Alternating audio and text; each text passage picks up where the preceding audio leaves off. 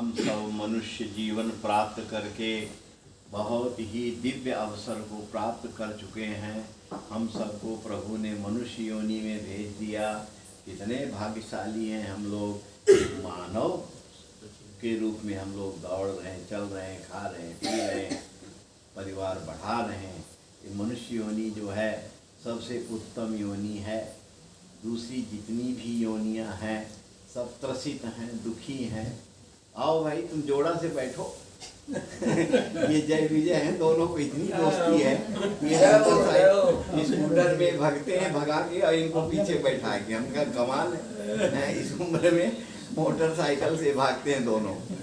गजब की जोड़ी है, भगवान की लीला। चलो तो हमको बड़ा आनंद आ रहा था, भगे जाने आशीर्वाद है गुरु जी। प्रेम भी आपस में जोर का है।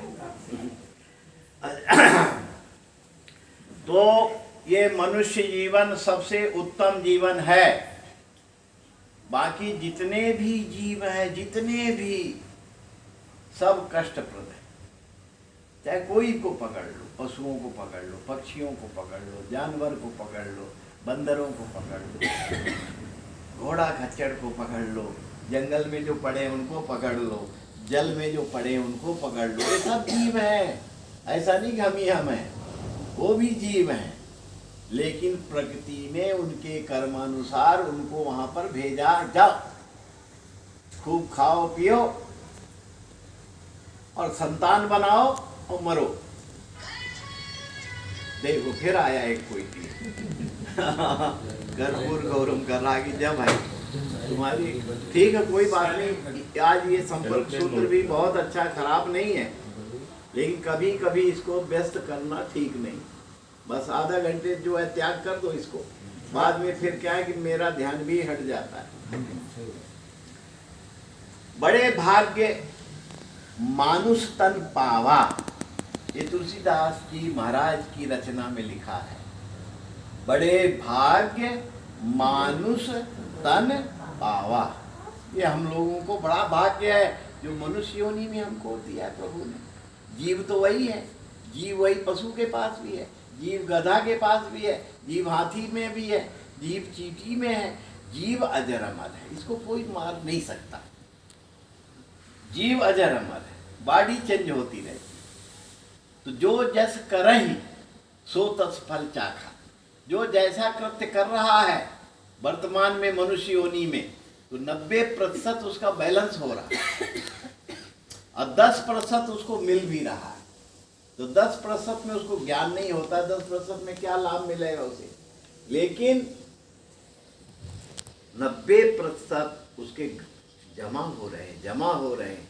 कोई 100 गाली सुनाया है तो 90 गाली जमा हो रही, 10 गाली मिलेगी। परिणाम, कोई अच्छे काम तुमने किया है तो जितना अच्छा काम किया है उसका 90% जमा हो रहा है और 10% तुमको तत्काल मिलेगा। ये विधान है मनुष्य के लिए। और जितने भी धर्म कर्म पूजा पाठ भगवान और सूर्य चंद्रमा जो भी है सब हमारे लिए हैं, मनुष्य के लिए। पशुओं को इसका ज्ञान नहीं है। वो तो खाना पीना, सोना, बैठना, मलमूत्र करना, संतान बनाना और मर जाना। उस मनुष्य के पास कितना वैभव है। जन्म लेते तो कहा, मनुष्य जन्म लेते कहा मेरी नानी है, मेरा नाना है, मेरा फूफा है, फूई है, ये मेरी बहन है, ये भाई है, ये सिस्टर है। इतना बोध हो गया हमको। ये मेरा चाचा है, मेरी चाची है, जेठ है, जेठाई, कितना संबंध हो गया। और पशु योनि में होता तो कोई लेना देना नहीं, कौन नानी कौन नाना और कौन फूफा कौन फूफी। वहां तो बस खाना पीना, एक दूसरे को मारना, झटका मार के झपट्टा मारना और पेट भरना। और पेट भर करके वहीं मलमूत्र करना, वहीं बैठ जाना, उसी के ऊपर सो लेना, संतान बना लेना और अंत में समाप्त हो जाना। वहां से परमात्मा ने कृपा करके हम सबको मनुष्य योनि में डाल दिया। तो मनुष्य योनि में जैसे हम आ गए तो आधा 50-50 तो बदल चुका। मेरा टाइम पास हो गया, कोई 50 का हो गया, कोई 45 का, कोई 40 का, कोई 60 का भी हो गया, कोई 70 का हो गया। अब बताओ 60-65 का चला जाए, फिर वो नया प्लांट डाले तो क्या मतलब। तो यही प्लांटे करते करते चला जाएगा। तो कहते हैं ये अवसर परमात्मा ने 80, 85, 90 वर्ष के लिए मनुष्य को दिया है।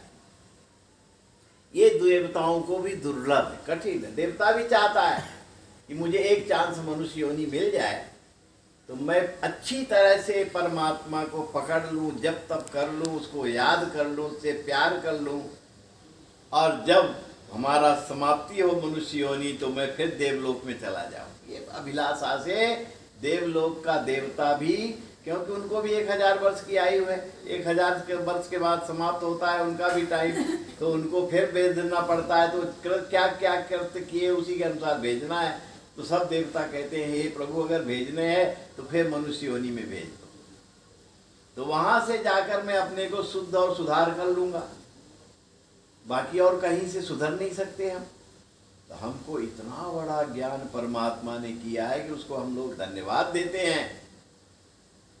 उससे जो है अपनी प्लानिंग नहीं करते हैं कि ये काम कर दो वो काम कर दो। अरे आपको बहुत धन्यवाद जो मुझे मनुष्य योनि में भेज दिया आपने, और मनुष्य योनि भेज करके सबका इतना रिश्ता जोड़ दिया मेरा, ये मेरा मामा, ये मामी, ये फलाने और ढेकाने, और ये मैया और भैया, ये रिश्ता, इतना रिश्ता जोड़ दिया। ये रिश्ते किसी के साथ थे ही नहीं, जुड़े ही नहीं। तो मनुष्य को क्या बताया का मनुष्य चाहता क्या है? तो मनुष्य चाहता है खूब धनाढ़ बनूं, खूब रुपया पैसा भेड़ा हो, खूब रुपया पैसा की संपत्ति आ जाए, धनाढ़ बनूं। दूसरा क्या चाहता है कि मैं धर्म कर्म से पूर्ण हो जाऊं, धर्म बन जाए, अर्थ धर्म। अब फिर तीसरा क्या चाहना है मनुष्य की? सारी इच्छाएं पूरी हो जाए, कामनाएं पूरी हो जाए। ये सब मनुष्य चाहता है, बाकी पशु नहीं चाहता है। और चौथा स्थान क्या है? का मुझे भगवान की प्राप्ति हो जाए, भगवान प्राप्त हो जाए, भगवान की कृपा हो जाए, मैं मेरा मोक्ष हो जाए। 4 अभिलाषाएं मनुष्य के पास सुरक्षित है। पहला मनोकामना क्या है? मैं धनाढ़ बन जाऊं, खूब रुपया पैसा सोना चांदी बढ़िया डिजाइन का मकान मिल जाए रहने को, पहली यही बात। दूसरा मेरे को पूर्ण जो है समाज की प्रतिष्ठा, समाज की गरिमा, समाज में आदर सत्कार मिल जाए, सब लोग मुझे बढ़िया दृष्टि से देखें, आदर करें मेरा। ये भी चाहना है मनुष्य के पास, और किसी के पास नहीं। और तीसरी चाहना क्या है मनुष्य की? तो कहा कि मेरी संपूर्ण जो इच्छाएं हैं वो सब पूरी हो जाए। और चौथी इच्छा क्या है कि जब मैं वृद्धत्व में चला जाऊं, शरीर हमारा बिल्कुल जर्जरित हो जाए और इस शरीर से रिश्ता टूटे, तो मेरा मोक्ष हो जाए, परमात्मा की प्राप्ति हो जाए। ये मनुष्य ही इस बात को सोच रहा है। अन्य जो भी जीव है इस बात को सोचने का अधिकार ही नहीं रखते।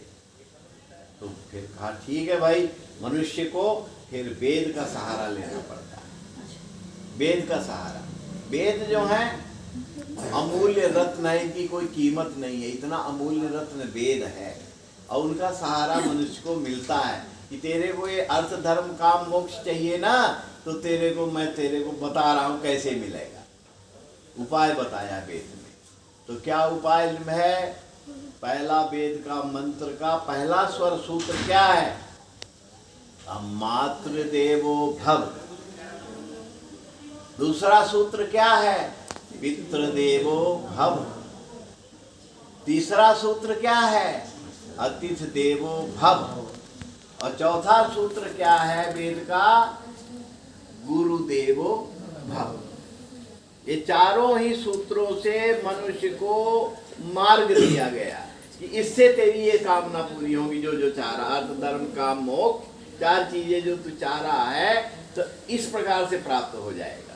तो सबसे पहला क्या कहा? मातृ। जिस माँ ने मुझे अपने गर्भ में धारण करके पीड़ित कष्ट उठाकर अब मुझे मानव रूप में हमें अवतरित करके पृथ्वी में जन्म दे दिया, हम मनुष्य बन गए। तो मनुष्य को निर्माण करने में माँ का कितना बड़ा सहयोग रहा कि उसने मनुष्य योनि में मुझे जन्म दिया।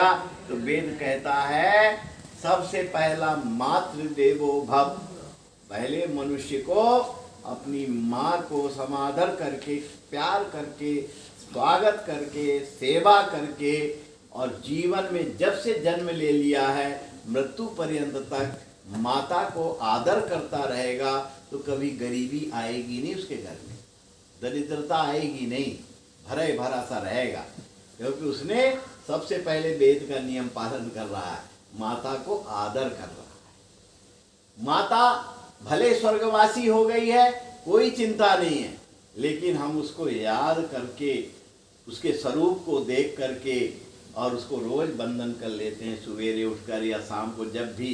ये मनुष्य के लिए यही उपाय है। धर्म ये करने से कभी वो तंगी नहीं होगी, कभी उसका व्यवहार बिगड़ेगा नहीं, व्यापार बिगड़ेगा नहीं, क्योंकि वो तो माता को आदर कर रहा है मनुष्य योनि प्राप्त करके, और वेद इशारा कर रहा है इस बात।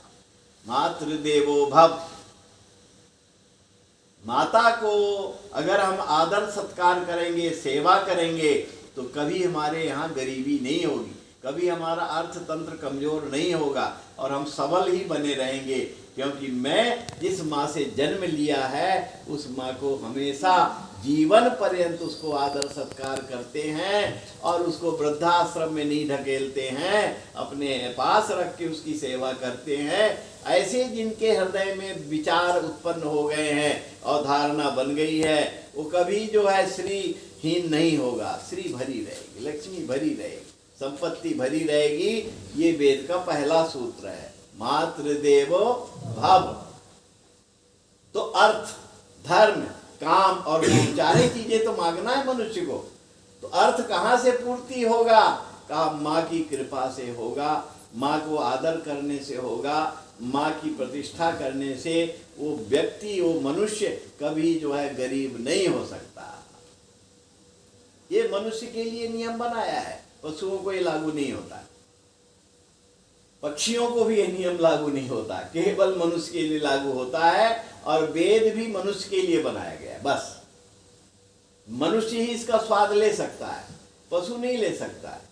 एक भैंस खड़ी हो, हरा हरा घास डाल दो तो बड़े स्वाद युक्त खाएगी, लेकिन उसके सामने कोई बीड़ा बजाए तो मजा नहीं आएगा उसको। लेकिन हमारे सामने कोई बीड़ा बजाए तो अंदर से किलकिलारी लगेगी कि नाच ही लूं या ताली बजा लूं, स्वाद हमको मिल रहा है उसका, उसको नहीं मिल रहा।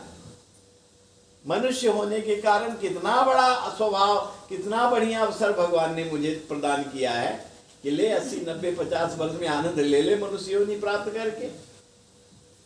एक एक गति को देखो, मनुष्य बढ़िया गिलास में जल पी रहा है, धन्यवाद प्रभु आपको गिलास में जल पिला रहे हैं, जब इच्छा पड़ती जब मिलता है। बढ़िया बिस्तर लगा के, तकिया लगा के सोने को अवसर मिला हुआ है, कितना बढ़िया काम। और कहीं ये योनि बदली होती, जीवात्मा पशु में होती, तो बेचारे को न बैठने का ठिकाना, न गद्दा, न तकिया, वहीं बैठना है, वहीं खाना है, वहीं मलमूत्र करना है और वहीं मरना है। कितना ऊंचे में पहुंचाया है भगवान ने हमारे को, तो भगवान तो धन्यवाद के पात्र हैं। फिर भगवान से अब क्या चाहना है, इतना बड़ी चाहना पूरी कर दिए, मनुष्य योनि में डाल दिए हमें, सब सुविधा दे दिए हमें। और पशु होते थे एक टप पानी धरना पड़ता, कूड़ा कचरा मिला हुआ पीना पड़ता उसको। पेट तो सबको ही भरना है, अपने अपने आइटम का भोजन सबको दिया है भगवान हैं। कोई पशु को कहे मालपुआ खीर खाए तो उसको स्वाद नहीं आएगा, और हमको अरे बड़ा मजा आ गया मालपुआ खाने से, स्वाद खाने, ये सब भगवान ने मनुष्य को दिया है, उनको नहीं दिया। तो पहला सूत्र क्या है वेद का? मातृदेवो भव। जो मनुष्य अपने सदगृहस्थ में रहकर अपनी माता का आदर सत्कार करता हुआ, उसको सम्मान करता हुआ जीवन व्यतीत करेगा, उसको कभी भी तकलीफ नहीं उठानी पड़ेगी, कभी आदि व्याधि भी नहीं घेरेगी, और संपन्नता भी भरी रहेगी। ये फायदा है, वेद ऐसा बोल रहा है। पहला सूत्र 1 नंबर माता को बताया कि उसी ने जन्म दिया मुझे मनुष्य योनि में, भले शरीर छोड़ गया, चली गई, लेकिन हमको तो मनुष्य बना के गई ना। धन्य है हमारी माँ जो मनुष्य बना के चली गई। इसलिए ये माँ का ऋण नहीं खत्म होता है मनुष्य का, और मनुष्य उसको आदर सत्कार करके रहता है तो अर्थ की कभी भी तंगी नहीं भोग सकता। दूसरा क्या है विधान? पितृदेवो भव। पिता का भी स्थान, दूसरा स्थान दिया है। बैठ जा दिया, ऊपर बैठ जा, तुम भारी बाड़ी के ऊपर बैठ जा। कुर्सी में नीचे बैठ लेते हो? अच्छा बैठो। तो कोई बात नहीं। मैं तुम्हारे लिए भागवत की कथा ऐसी बोल रहे हैं कि रामायण ये कह रही, तो फिर वेद ये नहीं कर रहा हूं, मैं तुमको वास्तविकता बता रहा हूं। और प्रत्येक व्यक्ति यही चाहता, अर्थ धर्म काम मोक्ष में हो, मनुष्य योनि प्राप्त करके। तो दूसरा स्थल कहां बताया? का पितृदेवो भव। पिता की अनिवार्यता दूसरे नंबर में क्यों रखा है? तो कहा जिस समय हमने जन्म लिया मनुष्य योनि में, पिता के सहयोग से जन्म लिया, और जन्म लेने के बाद जैसे मैं आगे बढ़ा और पहली कक्षा में प्रवेश किया, तो प्रवेश करते ही हमारे नाम के साथ मेरे पिताश्री का नाम भी लिखना ही पड़ता है। अगर नहीं लिखोगे पिता का नाम, तो प्रतिष्ठा वहीं से डाउन होना चल जाएगी। अरे इसका तो पिता का नाम ही काम नहीं है, कोई ठिकाने का आदमी नहीं है, उसकी दुर्बलता ही बढ़ती जाएगी। जितना बड़ा होता जाएगा और दुर्बलता बढ़ती जाएगी। तो कहा इसका तो पिता ही नहीं, नाम ही नहीं इसको पता है। तो इसलिए वेद कहता है कि जिस समय से हमने जन्म लिया, उसी जन्म लेते मेरे पिता का नाम मेरे साथ टच कर गया, जुड़ गया। चाहे वो पिता स्वर्गवासी भी हो गया हो, तो भी उसका नाम मेरे साथ नहीं हटेगा। हम कई फार्म भी भरेंगे, काम भी करेंगे, व्यापार भी करेंगे, तो अपने नाम के साथ स्वर्गवासी लिखे, चाहे पे लिखना पड़ेगा किसका बेटा था, वो नहीं खत्म होगा तुम्हारे साथ। जिस दिन स्वयं तुम खत्म हो जाओगे, उसी दिन पिता का नाम भी खत्म हो जाएगा। लेकिन जब तक तुम स्वयं बैठे हो, मौजूद हो, तो पिता का नाम तुम्हारे पास से हट नहीं सकता है। तो वेद कहता है कि जिस पिता के नाम से हमारी प्रतिष्ठा हो गई है समाज में, कि अमुक का बेटा है, ओहो उसका बेटा है, आओ आओ पधारो, प्रतिष्ठा है, सम्मान है, मार्केट भी प्रतिष्ठा है उस पिता के नाम से, कारोबार में भी उसके नाम से हमारी प्रतिष्ठा है। जहां भी हम जाएंगे तो पिता के नाम से जाएंगे। तो इसी को धर्म कहते हैं। धर्म और क्या है? यही धर्म है। पिता क्या करा? हमको धार्मिक बना दिया, सामाजिक बना दिया, प्रतिष्ठित कर दिया, समाज के लायक कर दिया, और हमारा नाम रोशन कर दिया कि अमुक का बेटा है, योग्य बना दिया। तो जब तक जीवन है अपना, तो पिता का नाम बिल्कुल हट ही नहीं सकता है। इसलिए शास्त्र में भी चर्चा ऐसी है, लेकिन वेद का सूत्र यही कहता, पितृदेवो भव। जन्म से लेकर मृत्यु पर्यंत पिता के नाम से ही हमारा जीवन उज्जवल है। भविष्य हमारा बना हुआ है, चाहे गरीब से गरीब हो, चाहे अमीर से अमीर हो, जहां भी होगा पिता को नाम तो रखना ही पड़ेगा। मौजूद है तो रखना ही है, चला भी गया तो भी रखना पड़ेगा। स्वर्गवासी फलाने के बेटा हूं मैं, हो तो ना। ये प्रतिष्ठा, ये धर्म, ये वैभव, ये समाज के अंदर आदर सत्कार जो मिल रहा है, पिता के नाम की वजह से मिल रहा है। अब पिता का नाम भंग कर दो, हटा दो, और कहने लगो कि हमारा कोई पिता नाम नहीं, मेरे नाम समझो, तो लोग कहेंगे तो बहुत नालायक है, इसका तो कोई ठिकाना नहीं, पशु बुद्धि है। जैसे पशु का कोई पिता नहीं होता है, उसकी कोई माता नहीं होती है, उसकी कोई नानी नहीं होती है, कोई उसकी मामी नहीं होती है, ये तो सबके हिसाब से पशु ही पशु है, ये डिग्री चली जाएगी। तो पिता के नाम के कारण हमारा गोत्र, हमारा वंश, हमारा परिपाटी सब सुरक्षित हो गई। हमारे पिता का गोत्र ये है, हमारी परिपाटी ये है, हमारी सृष्टि ये है। इससे हम अच्छे से मानव जीवन प्राप्त करके सुखी हो रहे हैं और सौभाग्यशाली हैं, और इसी से धर्म की प्राप्ति कहलाती है।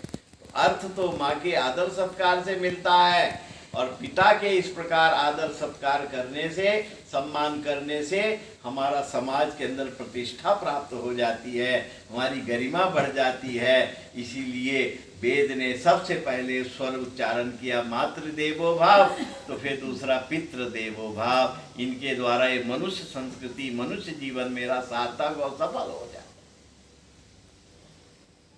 कभी भी उस पिता को हम निरादर नहीं करें, चाहे हम कितने धुरंधर हो जाए, कितने गुणी बन जाए, कितने इंजीनियर बन जाए, डॉक्टर बन जाए, समाज के लिए बन गए, लेकिन पिता के लिए तो मैं वही बाल के बना रहूंगा। ये बुद्धि जागृत होना चाहिए मनुष्य के पास, तभी तो मनुष्यता उसमें भरी पड़ी। और कहा नहीं तुम हमारे सामने क्या हो, पढ़े लिखे नहीं हो, मेरे बराबरी कैसे बैठो, मेरे साथ कैसे चलोगे, मेरी प्रतिष्ठा डाउन होगी। तो मूर्ख है, पशु बुद्धि है उसको तो कहना चाहिए कि मैं हर स्थिति परिस्थिति में आपसे नीचे हूँ, आप हैं सर्वोपरि, जो भी कुछ है आप हैं। ऐसा आदर सत्कार करता हुआ और पिता को भी आदर कर रहे, चाहे 80 वर्ष का हो जाए, चाहे 90 वर्ष का, चाहे 100 वर्ष का, चाहे समाप्त भी हो गया तो भी उसको याद करे और उसको बंदन प्रणाम रोज कर लिया करे। याद तो आती है उसके स्वरूप को, यहाँ ये मेरा पिता था, ऐसा कर सकल का था। मैं सुबह उठते उसको प्रणाम कर लेता हूँ, आपको प्रणाम, धन्यवाद, आपने मुझे छोड़ के चले गए मनुष्य योनि में, और आप तो भगवान के यहाँ कहाँ रमे हुए हो, ये आपको प्रणाम कर रहा। ये शिष्टाचार, ये सभ्यता, ये आदर, इस प्रकार की जो बुद्धि के अंदर प्रवेश कर जाए तो कहते हैं मनुष्य है, मानव है। इससे विमुख हो जाए, विपरीत हो जाए, ये पशु में उसमें क्या है, तो लिखा भी है आहार निद्रा भय मैथुनंच समान में तत् पशुवी नराणाम धर्मो ही केवल अधिको विशेषा धर्मो ही हीनः पशुवी समाणाम। ये श्रुति कह रही है, कहा कि ऐसा कौन सा जीव है जिसको क्षुधा न लगती हो, भूख न लगती हो। सब भूखे रहते, सब भोजन अपने अपने आइटम को प्राप्त करते हैं, जिसका जो भाग्य में जो दिया। घास खाने वाला घास खाता है, कचड़ा खाने वाला कचड़ा खाता है, और हम लोग थाली सजा के बढ़िया चटनी सब्जी कई प्रकार की और मिठाई और पानी और बढ़िया आनंद आ गया। हमको ये परमात्मा ने दिया खाने को, और बाकी जितने भी हैं सबको भेड़ा साड़ी करके कचरा करके और लगावनी में डाल दो, पेट भर लेगा फुर्सत। कितने ऊंचे क्लास में हम लोग रह रहे हैं अभी। भगवान ने इतना बड़ा मदद किया है, क्या कम किया है। फिर तुम मनुष्य बन गए और इतना सुविधा तुमको दे दिया, खाने पीने, पानी पीने का, रहने का, बिस्तर छाया रहने को, तो उस परमात्मा ने इतना बड़ा उपकार किया।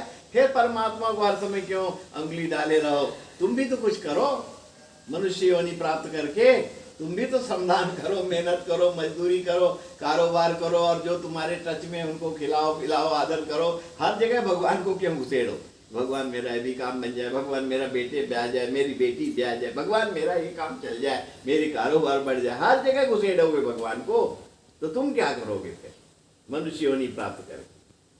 तो भगवान के पास तो धन्यवाद दिया करो, भगवान आपने हमें बढ़िया थाली में भोजन दिला रहे हो, टेबल पे बैठ के खाने को मिलता है, और गर्मी का भी स्वाद लेता हूँ, एसी लगवाते हो, सर्दी आती तो सॉफ्ट कंबल मुलायम ओढ़ने को मिलता है, और यही पशु होते तो पट्टी और वही जो बोरी है उसी को डाल देते बीच में हैं।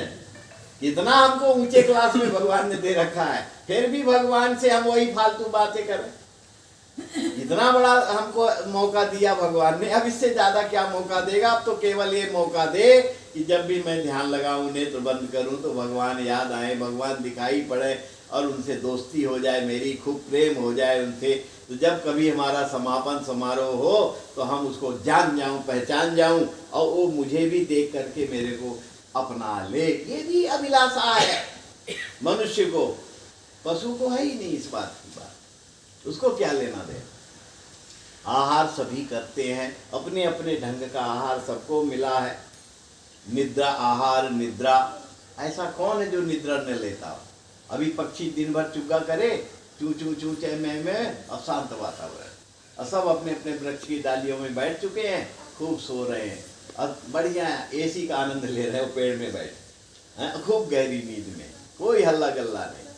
और हमारा टेंशन बढ़ जाए, दिमाग का संतुलन गड़बड़ हो जाए तो फर्स्ट क्लास बिस्तर में भी 4 करवट मार रहे हैं, क्या पता नींद ही नहीं आती है, नहीं आती तो ले, प्रपंच पैदा किए हुए हैं, इसलिए नींद नहीं आ रही तेरे, नहीं तो तू अच्छी नींद सो सकता, तेरे तो और बढ़िया बिस्तर मिला हुआ, तकिया मिली हुई है, और वो बेचारा डाली के पत्ते में बैठा हुआ सो रहा है।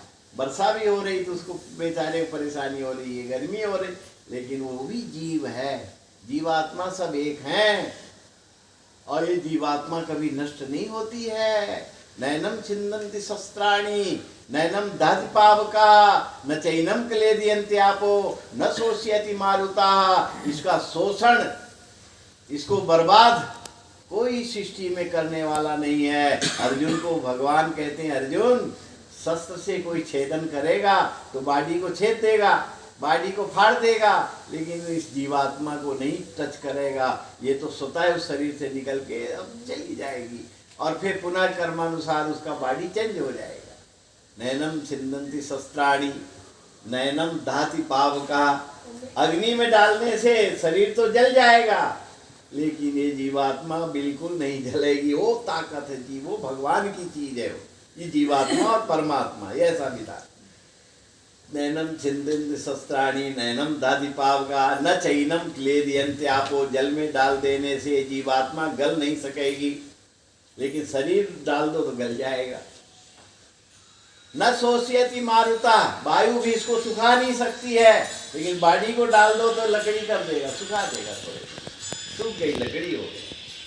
तो जो वस्तु, मेरा टाइम बता देना सबको, नहीं तो कहोगे महाराज बोलते जा रहे हैं, क्योंकि हमको बैठाओगे तो हमारे सुर निकलेंगे। अब तुम बहुत सोचो, बढ़िया चल रहे तो बहुत बढ़िया है, अच्छा। उसको गड़बड़ नहीं है जाने की। अच्छा ठीक है। अब मोबाइल वालों को तो परेशानी हो गई होगी। नहीं, मोबाइल सबके बंद है।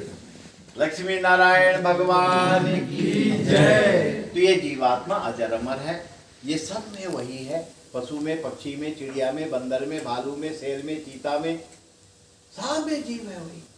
लेकिन सबको अपने कर्मों का ही आवरण वस्त्र मिला हुआ है, और हमको भी एक शरीर रूपी वस्त्र मिला हुआ है, इसी में हम लोग आनंद ले रहे हैं। तो कहते हैं नैनम छिन्दन्ति शस्त्राणि नैनम दहति पावका न चैनम क्लेदयन्ति आपो न शोष्यति मारुता।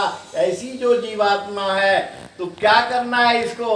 तो कहा वासांस जीर्णानि यथा विहाय नमानि गृह्णाति नरोपराणि तथा शरीराय विहाय जीर्णा नन्यानि संयाति नवानि देहि। जैसे जूना कपड़ा हो जाए, पुराना कपड़ा हो जाए तो उसको हर आदमी त्याग देता है और नया नया कपड़ा पहन लेता है, और फिर जो पुराना कपड़ा हट जाता है उसकी कभी याद भी नहीं करता है कि हमने इसके पहले 10 साल पहले कौन सी कपड़ा पहने थे, कौन सा डिजाइन थी, कोई याद नहीं, सब भूल गया। और जो वर्तमान में है कपड़े सब याद है, मेरा कपड़ा है, टैंक में रखता है, प्रेस करता है, इज्जत करता है।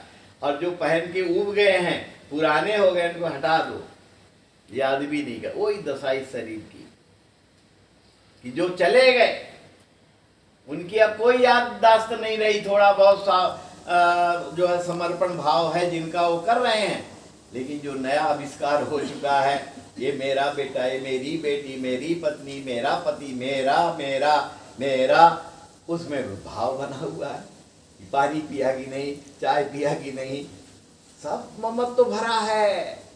और जो चले गए कोई स्मरण नहीं, कोई याददाश्त नहीं। ये दशा कहते हैं वासांस जीर्णानि यथा विहाय नमानि गृह्णाति नरोपराणि तथा शरीराय विहाय जीर्णा नन्यानि संयाति नवानि देहि। नया नया शरीर, नया नया कपड़ा, ये जीवात्मा को हर समय मिलता है। अभी ये मनुष्य रूपी शरीर में कपड़ा मिला है, हमको इतना ज्ञान है, मेरा इतना संबंध है, मेरी नानी, नाना, मामा, मामी, चाचा, चाची, ये ताऊ, सबका ज्ञान है मुझे, और सबका सभ्यता से, शिष्टाचार से पालन करते हैं हम लोग, और यही ज्ञान पशु के पास नहीं है। तो कहते हैं पितृदेवो भव के बाद तीसरा सूत्र क्या बोला? अतिथि देवो भव। अतिथि कौन, इस पर विचार करो। ये कटोरा मांगने वाले, सड़क में घूमने वाले अतिथि नहीं है, ये अभ्यागत है। ठीक, अभ्यागत की सेवा कर दो, खिला दो, पिला दो, है, मदद कर दो, कपड़ा दे दो, ये अभ्यागत लोग हैं, ये अतिथि नहीं है तुम्हारा।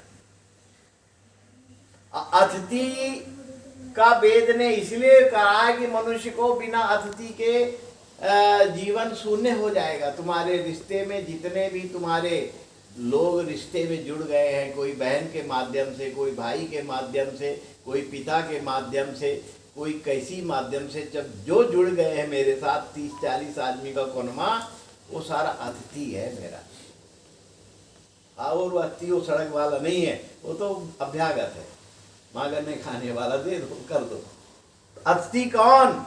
तो कहा जो मेरे निज परिवार के बेटी बेटा, भाई बंधु, कुटुंब, चाचा ताऊ, नाना नानी, मामा मामी, ये सब मेरे एक अतिथि का कैंप है और उस कैंप में मैं रह रहा हूं।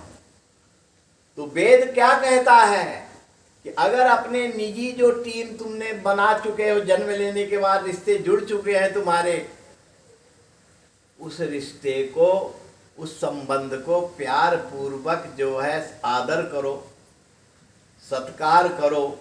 कोई अतिथि दुर्बल भी हो विचारों से, क्रियाओं से, तो भी तुम निरादर मत करो, तुम प्यार करो। चाहे किसी भी पक्ष का हो अतिथि हो, चाहे माँ के पक्ष का हो, चाहे बेटी के पक्ष का हो, चाहे बेटा के पक्ष का हो, चाहे भाई के पक्ष का हो, चाहे बंधुओं के पक्ष का हो, ये सब मेरे एक अतिथि हैं। तो तुम्हारी कामनाओं को पूरा करना है। तुम ये भी चाह रहे नहीं मेरी कामना पूरी हो जाए, तो कामना यहाँ छिपी हुई है।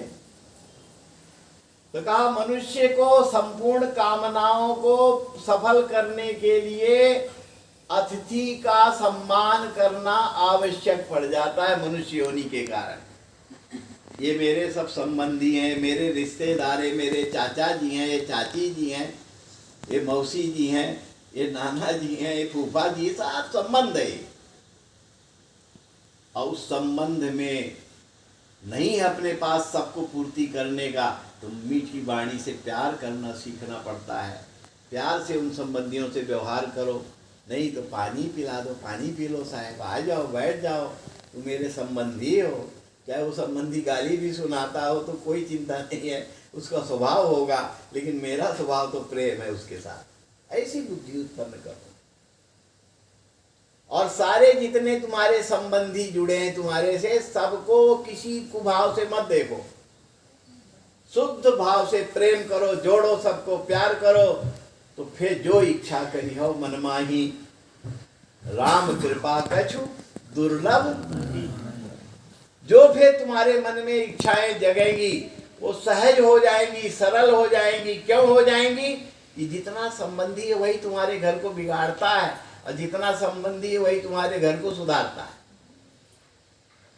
कोई संबंधी तुम्हारे से विमुख है, विपरीत है, और तुम भी उससे दूरी बना के चलते हो, वो जहां भी बैठेगा, जिस क्षेत्र में बैठेगा, जिस मोहल्ले में बैठेगा, वही तुम्हारी व्याख्या शुरू कर देगा। अरे वो तो बराबर आदमी नहीं है, अहंकारी आदमी है, ढंग से बात भी नहीं करता है, मेरा तो उसके घर में जाने की इच्छा ही नहीं होती है, क्या उस फालतू आदमी है, ऐसा बकेगा बाहर।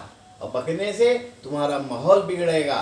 तो जो तुम्हारे से जुड़ना चाहते हैं, संबंध जोड़ना चाहते हैं बेटा बेटी का, वो भी दूरी बनाएगा, कह रहे उसका स्वभाव ठीक नहीं, उसका संबंधी ऐसा ऐसा बोल रहा था। नुकसान है तुम्हारा इसमें।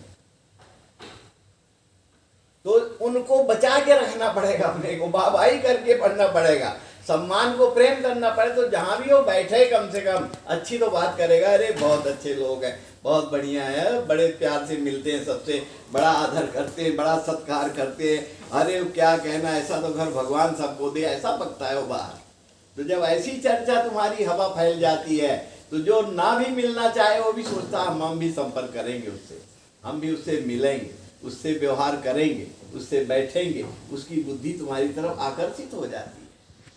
और संबंधी बिगड़ा हुआ है और वो उल्टा पुल्टा बके हुए चारों तरफ, जहां बैठा मोहल्ले में, घर में, द्वार में, बाहर समाज में बक दिया, अरे उससे दूरी बना के रखना भाई, मैं तो बहुत ही खराब आदमी है, ढंग से बैठने तक को नहीं पूछता, किसी को पानी भी नहीं देता है, और कोई दूरी बना। ऐसी चर्चा फैल जाने से तुम्हारे गृहस्थी के कार्यक्रम में शक्ति क्षीण रहेगी। इसीलिए वेद कहता है कि अगर मनुष्य योनि में तुम संबंध पवित्र करके रखोगे और इनके साथ बना के रखोगे सबके साथ, तो तुम्हारी सारी कामनाएं सफल हो जाएंगी। जो इच्छा करी हो मन माही, राम कृपा कछु, उसकी कृपा हो जाएगी प्रभु की, कि ये तो सबको प्रेम करके आनंद ले रहा है। ज्यादा रहना भी तो नहीं, 80-90-100 से ज्यादा नहीं रहना है, तो काहे को संबंध बिगाड़ के रहो, क्यों दूरी बना के रहो, क्या लेना देना। ऐसी भावना ये वेद के स्वर से उत्पन्न हुआ है, ये अतिथि है सारा, और अतिथि सत्कार करते रहो, उनको समय समय पर आदर करते रहो। पर्व आए तो बहू बेटियों को सम्मान करते रहो। हम तो जहाँ भी गए, अभी जिस जगह शंकर के यहाँ भी गए हम, तो ये शंकर से हमने कहा भाई श्री गणेश कर, जो तेरी 2 बहुएं हैं ना, उनको जो है हर महीना 5-5 हज़ार रुपये दिया कर, और हर महीना प्रोत्साहन राशि दिया कर, हिसाब मत मांगना उनसे कुछ भी। तो हमने अपने हाथ से उद्घाटन इसका करा के आया है कि 5-5 हज़ार तो ये देवियों को देना चाहिए हर महीना, प्रोत्साहन राशि। क्यों देना चाहिए? ये तुम्हारे घर की बहुत सुरक्षित वो है। नौकरानी आएगी तो कोई छीना झपटी करेगी, लेगी देगी, नौकरी पैसे भी है, भागेगी। और ये तुमको सुबह से शाम घर में रह करके तुमको हर समय सेवा करेंगी। 12 बजे भी पानी पीना है तो पिला देंगी, सिर दुखता है तो दवा देंगी। इतना बड़ा समर्पण है, इनको प्रोत्साहन राशि देना चाहिए। और जब प्रोत्साहन राशि दोगे तो ये बड़ी खुश रहेंगी मने मन, और भले तुमको लौटा दें वापस, ये क्या करेंगे भले लौटा दें, क्योंकि खर्च तो करती नहीं, लपेट करके रखेंगी, कोई जरूरत पड़ेगी तुमको रिटर्न भी कर देंगे, अच्छा ले जाओ मेरे पास है ना, ले जाओ काम कर लो। तो इसलिए लक्ष्मी को, घर की देवी को अगर तुम लोग प्रोत्साहन राशि देने का अभ्यासी बन जाओगे तो तुम्हारी वृद्धि धन की खूब बढ़ जाएगी, व्यापार बढ़ जाएगा। और हर महीना देने का अभ्यास करोगी, 2 तारीख 3 तारीख को इनको सबको प्रोत्साहन राशि तो देना ही। जैसे मजदूरों को, कंपनी वाले को, कारोबार को देना है महीने में पेमेंट, तो उनका पेमेंट तो मेहनत वाला, मजदूरी वाला है। ये प्रोत्साहन राशि है कि भाई मेरे घर को सजाए हुए हैं, घर को संभाले हुए, घर के अंदर सुंदर सुंदर चीज़ें जब आता हूँ गरम गरम खिलाती हैं, बढ़िया से बढ़िया व्यवस्था देती हैं। इसलिए प्रोत्साहन राशि देना है 5 हज़ार हर महीना। कोरोना नहीं होता तो इनका खजाना बंद नहीं होता, तो कोरोना आ गया तो नहीं, कोरोना नहीं, नोटबंदी नहीं आता तो इनका खजाना नहीं खाली होता। और तुमसे यही कहती रहती, कहाँ है मेरे पास पैसा, कहाँ है मेरे पास पैसा। और नोटबंदी आ गई तो सबकी पोल पट्टी खुल गई। अब ये सोचिए, अब ये पैसा कहाँ ठिकाने लगे। बेटा का दूं कहीं ले जाए, लौटावा ही नहीं। पति को दूं तो कहेगा तुम तो कह रही थी हमारे पास 2 रुपया नहीं, अब कहाँ से आ गया। बड़ी हालत खराब थी इंडिया में माताओं की। और कोई कैसे इस प्रकार मामला हुआ। कुछ तो ईमानदार पति और ईमानदार पुत्र था तो लौटा दिया बैंक से लाके कि ले अपना पैसा। और कोई आप क्या करोगे, अभी काम में लगाए लेते, बाद में जरूरत पड़ने पर दे दूंगा, तो गया पैसा। ऐसी दशा है। तो इस प्रकार से इनका तो ऐसी छीजन हो गया नोटबंदी में। अब इसके बाद तुम्हारी सहानुभूति पूर्वक इनको पारितोषिक एक गिफ्ट का रूप है कि हम तुमको 5 हज़ार हर महीना हाथ में दे रहा हूँ, चाहे इसको तुम रखो चाहे खर्चा करो, ना कोई हिसाब लेना है ना कुछ पूछना है। ऐसी बुद्धि रखो तो कभी तुम्हारी घर की समृद्धि घटेगी नहीं और कारोबार बढ़ेगा। इसलिए मैं जहाँ जाता हूँ तो मैं तो शुभारंभ करके आता, इसको कराया है शंकर को। हमने कहा तू बड़ा विचित्र है, दोनों बहुओं को दे 5-5 हज़ार तो निकाला इसने मेरे सामने। तो हमने कहा आप स्पर्श करके दिला दो। हमने कहा हम छू देता हूँ, दे तो तुम अपने आप, जाते ये आदत पड़ जाए तब ये हर महीना देगा, हैं जब तक रहेंगी वो बहुएं। अब वो बहुएं क्या करेंगी, बड़ा ध्यान लगाएंगी, कहेगी बाबूजी पानी ले आओ, नाश्ता ले आओ। बाबूजी आप कहाँ चले गए थे, इतना देर हो गया। ये मनोरंजन भी कर लेता हूँ मैं कभी कभी, तो ताकि खून बढ़ जाए तुम्हारा। हैं बाबूजी इतना देर कैसे लगा, इतना दर्द उत्पन्न करेंगी, क्योंकि बाबूजी हर महीना प्रोत्साहन करते हैं। इसलिए ऐसी आदत आप लोग भी डाल लेना, ठीक है। जितना कुटुंब है तुम्हारे, 4 भाइयों का, 8 भाइयों का, जितनी देवियाँ तुम्हारे घर में हैं, सबको 5-5 हज़ार देना। फिर वो अपने बच्चों को दें, चाहे अपना खर्च करें, चाहे जेब में डाले रहें, क्या लेना देना है। वो सब इतने लोग हमारे से प्राप्त कर रहे हैं, काम करने वाले मजदूर और लेबर सब, ये तो मजदूरी का पैसा, ये तो हमारे को 24 घंटे मजदूरी कर रही, 24 घंटा रखवाली कर रही घर का है। गिलास भी बाहर अगर पड़ा है तो उठा के अंदर रखेंगे है। इसलिए श्री शक्ति बताया, श्रीष्टते च लक्ष्मी च पत्न्या। ये पत्नी जो है आपकी श्री है, शक्ति है, इनको उत्साहित करते रहो, हंसाते रहो, तो तुम्हारी वैभव और गद्दी में कभी अभाव आएगा ही नहीं।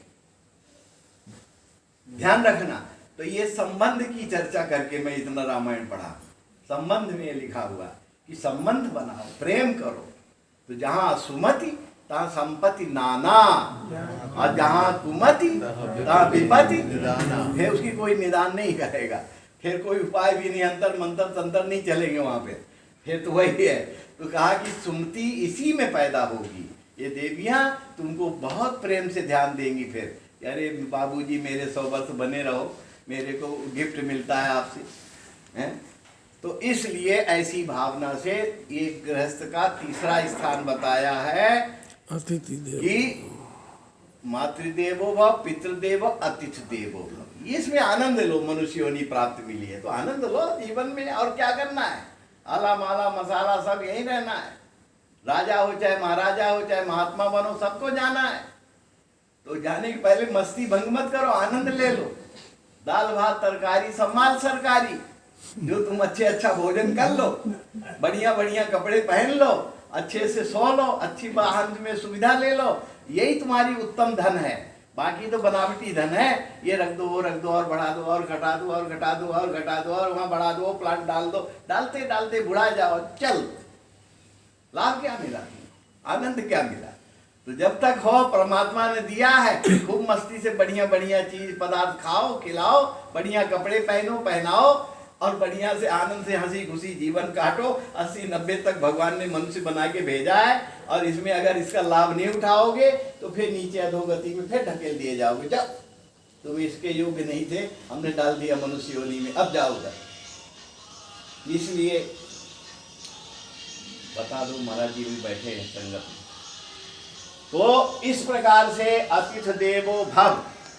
और चौथा सोपान लास्ट क्या है, गुरु देवो भव। तो गुरु कोई तुम्हारी दुकान मकान चलाने के लिए नहीं बनाया जाता है, तुम्हारी फैक्ट्री की शक्ति बढ़ाने के लिए नहीं बनाया जाता है, तुम्हारी व्यवस्था को बढ़ाने के लिए गुरु नहीं होता है। गु माने अंधकार, गु माने अंधकार। तो ये अंधकार में तो तुम अपने आप रचे पचे हो सुबह से शाम तक हैं। और यही सबको बढ़ोतरी करने को सोचते, ऐसा कोई गुरु मिल जाए जो हमको रात ऐसा कोई मंत्र दे दे कि मेरा वो काम बिगड़ा बन जाए, वो कारोबार बढ़ जाए, मेरा बेटी बेटा का ब्याह हो जाए, मेरी व्यवस्था बढ़ जाए। इसके लिए गुरु नहीं बनाया गया है। गु माने अंधकार। अंधकार में तो तुम फंसे हो सारे, खाना पीना सोना मकान बनाना, कारोबार करना, व्यापार करना और समाप्त होना। तो गुरु का अर्थ है गु माने अंधकार और रू माने प्रकाश।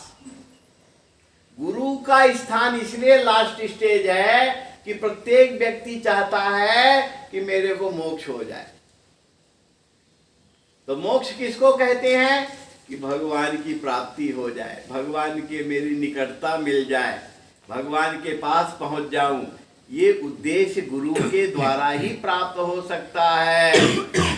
गुरु गोविंद दो खड़े, काके लागू पाए, बलिहारी गुरु आपनो, जो गोविंद दियो बताए। फैक्ट्री दियो बताए नहीं है उसका, कारोबार दियो चलाए, ये नहीं है गुरु का अर्थ। ये तो तुम चलाओ, तुम काहे के लिए हो? मेहनत मजदूरी करो, श्रमदान करो, जरूर तरक्की कर डालोगे, और मेहनत करो, लेकिन इसमें उसको मत चेपो ना कि ऐसा मिल जाए कि हमारे को। हाँ, वो गुरु ऐसा हो जो भगवान से दोस्ती करा दे, भगवान के रास्ते को दिखा दे। और प्रकाश, रू माने प्रकाश और गु माने अंधकार। गु और रू दो ही अक्षर है। गु माने अंधकार, तो अंधकार रूपी जीव को प्रकाश पुंज परमात्मा से प्रेम करा दे, उस रास्ते को भी दिखा दे। और अंतिम हमारा अभिलाषा है कि चाहे राजा बनो, महाराजा बनो, नेता बनो, अंत में समापन है, तो हमको गुरु स्थान से हमको भगवत प्राप्ति हो जाए, हम मोक्षगामी हो जाए और वहाँ भगवान के पास पहुँच जाए। इसके लिए चौथा सोपान लास्ट में स्टेज में मनुष्य को बताया है कि लास्ट में गुरु की जरूरत पड़ेगी। वहाँ न रुपया पैसा मकान नहीं पहुँचाएगा, वहाँ ये गुरु पहुँचाएगा। तो गुरु के द्वारा मंत्र प्राप्त करो, गुरु के मंत्र दिए हुए को जप करो और उस ईश्वरी सत्ता का जो प्यार है उसको याद करो, अभ्यास करो, ट्रेनिंग करो। जब इससे पास हो जाओगे तो तुम्हारी ईश्वरी सत्ता में भर्ती हो जाएगी और वहां तक पहुंचाने का उपाय गुरु के पास होता है। तभी भगवान कहते हैं कि सन्मुख हो ही जीव मोहि जबहि, जन्म कोटि अघनासहु तबहि। हमारे सन्मुख एक बार ये मनुष्य योनि त्याग कर जो जीवात्मा एक बार भी मेरे सन्मुख गुरु के अधिकार से पहुंच जाएगी, सन्मुख हो जाएगी मेरे, तो मैं उसके कई कलुषित विकार जो उत्पन्न किया है इस शरीर रूपी बॉडी से, वो सबको नष्ट कर दूंगा, खत्म कर दूंगा। सन्मुख हो ही जीव मोहि जबहि, जब मनुष्य योनि से जीव निकल के जाएगा और मेरे सन्मुख पड़ेगा तो इसके सारे दोषों को मैं नष्ट करूंगा। ये मेरा काम है। सन्मुख हो ही जीव मोहि जबहि। टाइम हो गया, घड़ी देख रहे इसलिए सन्मुख हो। मैं तो आप लोगों के अनुसार बैठना चाहता हूँ, नहीं मेरी तो रामायण लंबी हो जाती। सन्मुख हो ही जीव मोहि जबहि, जन्म कोटि अघ नासहि। ये लिखा है। तुम्हारे जीवन के अंदर जो भी दोष उत्पन्न हुए, चींटी मकोड़े तुम्हारे गाड़ी से दब के मरे, मकोड़ा मरा, जीव मरे, तुम गाड़ी में सड़क में घूमे, कितने जीव मरे, और तुम्हारे को तमाम दुनिया भर में खटर पटर किया, कितने हिंसा हुई है, ये सब का अंश सबको हम नष्ट कर दूंगा अगर मेरे सन्मुख एक बार भी पड़ जाएगा मनुष्य योनि छोड़ते। तो मनुष्य योनि के लिए गुरु अनिवार्यता है। इसलिए भगवान भी राम आके यहाँ गुरु को बनाया, कृष्ण ने भी आके गुरु बनाया और सारा सृष्टि गुरु से आधारित, क्यों समापन पर यही काम आएगा और कोई काम नहीं करेगा। इसीलिए चौथा स्थान बताया है गुरुदेवो। तो अब चार वस्तुएं प्रत्येक मनुष्य के अंदर आवश्यक कामना है कि मुझे अर्थ भी मिले, धर्म भी मिले और मेरी सारी कामनाएं भी पूरी हो जाए और मुझे अंत में भगवान भी मिल जाए। ये अभिलाषा से मनुष्य जीवन मिला हुआ है और ये अभिलाषाएं हमने साकार नहीं कर पाए, पूर्ण नहीं कर पाए, तो जन्मत मरत दुसा दुख होई। जो जन्म लेने में बहुत माँ को पीड़ा, उस जीव को भी पीड़ा, रोता रोता जन्म लेता है और फिर बाद में शुद्धि कर देते हैं उसकी, तो उसको पुचकारने लगते हैं तो पीड़ा भूल जाता है और वो माँ भी पीड़ा भूल के बासलता में उसको गले लगाती है, चिपकाती है। ये दशा है, जन्मत मरत दुसा दुसो होई। और जब मृत्यु का टाइम आता है किसी का भी तो बेहोशी आ जाती है और उस समय तो कोई दवाई दो, चाहे कुछ भी करो, चाहे कलकत्ता ले चलो, चाहे बनारस, इसको बचाओ बचाओ, बेहोश है। और बेहोशी इसलिए है, अपार दर्द चालू हो गया शरीर के अंदर। अब वो जीव जो है कहीं न कहीं जगह ढूंढ रहा है, कहाँ से निकलूं, कहाँ से निकलूं। तो मनुष्य का अगर ध्यान प्रभु में है, ब्रह्मांड में अगर स्थिर है श्वास और उधर ध्यान है, प्राणायाम संयम भी करता है, तो श्वास उस जीव को घुमा घुमा के अगर यहाँ से निकालती है तो यहाँ फट जाता है थोड़ा और जीव यहाँ से जाता है तो सीधे मुक्तात्मा हो जाता है। इसके बाद वहाँ से नहीं निकलता है तो खुले हुए छिद्रों से निकलता है। नाक के छिद्रों से निकल जाता है तो नाक टेढ़ी हो जाती है, कान से निकल जाता है तो कान यूँ हो जाता है, मुंह से निकलता है मुंह फट जाता है, इस मुंह से निकल गया। आँख से निकल जाती तो आँख खुल जाती है। ये सब निकलने के स्थान है, द्वार है उस जीव के निकलने के। फिर यहाँ से सबसे हट करके जब यहाँ कहीं उपाय उसको जगह नहीं मिलती है तो फिर कहाँ से मिलता है? मल से या मूत्र की जगह से निकलता है। तो जब मल मूत्र से निकलता है तो कहा ये तो मल मूत्र भी कर दिया है, तो समझो जीव यहाँ से प्रस्थान किया है। तो मल मूत्र से कर दिया अर्थात अधोगति में गया है। हैं तो सारे मनुष्य के जीवन में सब लक्षण हैं और इन लक्षणों से रक्षित हम लोगों का ज्ञान है और उसी ज्ञान से परमात्मा की याद आती है, परमात्मा से प्रेम करना चाहते हैं, परमात्मा को रोज आंख बंद करके 10-5 मिनट पुकारते हैं, हे परमात्मा ये भवा सागर में हम पड़े हैं, संसार चला रहे हैं, लेकिन आपका ध्यान एक पल भी न हमारे से हटे। जब भी ध्यान लगाऊं तो आप याद आओ, और जब भगवान की याद करो तो उस समय कोई प्लानिंग मत रचो, कोई भिक्षुक मत बनो, नहीं तो बस किए टिन टिन टिन टिन ओम जय जगदीश हरे ओम जय जय, आए बेटा आए बेटी आए, घर बन जाए मकान चल जाए, factory tin tin tin tin. ये आ गया सुबह सुबह बड़बड़ाता हुआ मेरे पास भिखारी बन के। ऐसी क्वालिटी से भगवान तक मत जाओ, भगवान से तो प्यार से जाओ कि कब जाऊं प्रभु के सामने बैठूं, कब उसकी छवि देखूं, कब आनंद लूं, कब उसको आनंद से रहूं, ये बुद्धि पैदा करो। हैं बाकी तो सब कुछ आपको करना है, मेहनत मजदूरी करो, काहे के लिए भेजा है भगवान ने। पर सब ज्ञान है तुम्हें, रुपया का ज्ञान तुम्हें है और पशु को रुपया का कोई ज्ञान नहीं, वो भी मुंह में खा जाएगा। अबोध बच्चा जो छोटा होता है उसको भी रुपया का ज्ञान नहीं है, वो भी फाड़ देगा। लेकिन जैसे ज्ञान में हम आ गए, ज्ञान हो गया कि 10 रुपया है, 100 रुपया है, 500 रुपया, 1000 रुपया, इतना बड़ा ज्ञान हो गया तो भगवान को फिर क्यों चिपकाते हो? तुम करो ना इसका व्यवस्था है। और जब तक तुम अज्ञानी थे, बच्चा बने थे, तुमको न 10 रुपया चाहिए न 25, बस रुपया के मांगने लग जाता है कि रुपया हमको भी दो। पता नहीं काहे कितने की है, क्या काम आएगी। ऐसे पशु को भी कोई ज्ञान नहीं इसका, ये क्या काम आएगी, उसको तो घासे से प्रयोजन है, दाना से प्रयोजन है। इसलिए बड़े भाग्य मानुष तन पावा, सुर दुर्लभ सदग्रंथ ही गावा। देवता लोग देवलोक में 1000 वर्ष की आयु प्राप्त करते हैं, वहां बड़ा ही सुविधा है। हम लोग मनुष्य योनि से दिव्यता से जब शरीर छोड़ेंगे तो एक बार नहीं पहुंचे भगवान के निज धाम में रखेंगे नहीं तो हमें देवलोक में तो स्थान दिला ही देंगे हमें, और वहां 1000 वर्ष की आयु मिलेगी। तो वहां पर भोग की सामग्री भरी पड़ी है, बढ़िया दिव्य भवन है, बढ़िया सॉफ्ट घास है, शीतल मंद सुगंध हवा अपने आप बहती है, वहाँ सेंट वेंट नहीं लगाना पड़ेगा, शरीर में खुशबू बनी रहती है। ये देवलोक का स्थान। हम लोग तो यहाँ सेंटेंट लगाए खुशबू मारते, वहाँ कुछ नहीं करना है।